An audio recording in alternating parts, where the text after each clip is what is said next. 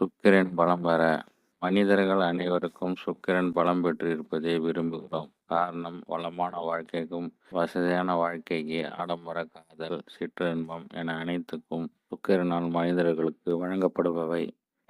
சுக்கிரன் அம்சமாக கருதப்படும் மகாலட்சுமி வாசம் செய்யும் விஷயங்களில் மனிதன் கடைப்பிடிப்பதன் மூலம் சுக்கிரனை பலம் பெற செய்யலாம். எப்போதும் தூய்மையாக தன்னை சுற்றியுள்ள இடத்தை வைத்திருப்பதன் மூலமும், அணிந்திருக்கும் ஆடைகள் தூய்மை பற்றி நறுமணம் மிகுந்த வைத்திருந்தால் அவசியம்.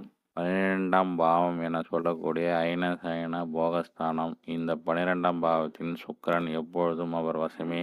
காலபுருஷனின் 12ஆம் பாவத்தின் சுக்கிரன் உச்சமடைகிறார்.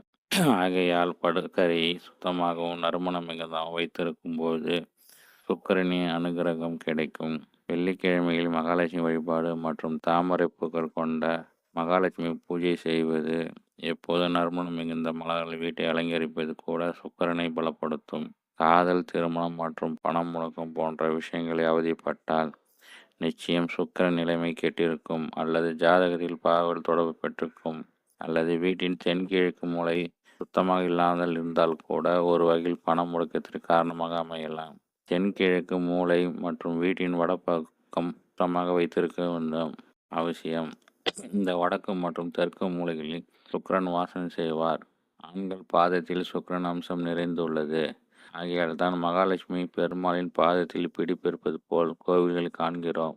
காலப்போக்கில் இது ஆண ஆதிக்கத்தின் என கூறி மறிவிட்டது. ஆண்கள் பாதத்தில் சுக்கிரன் அம்சம் இருப்பதால் வீட்டில் இருக்கும் பெண்கள் ஆண்களின் பாதத்தை தொட்டு வணங்குவதன் மூலம் சுக்கிரனை பலப்படுத்திக் கொள்ளலாம்.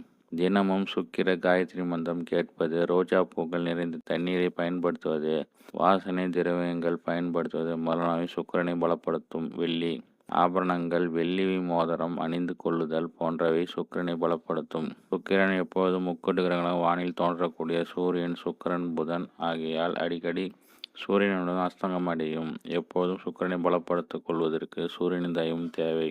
அதே நேரத்தில் ஒரு விஷயங்களை முழுமையாக புரிந்து கொள்ள வேண்டியது, சுக்கிரன் மட்டுமே வாழ்க்கைக்கு முழுவதுமான பொருளாதாரத்தை தராது.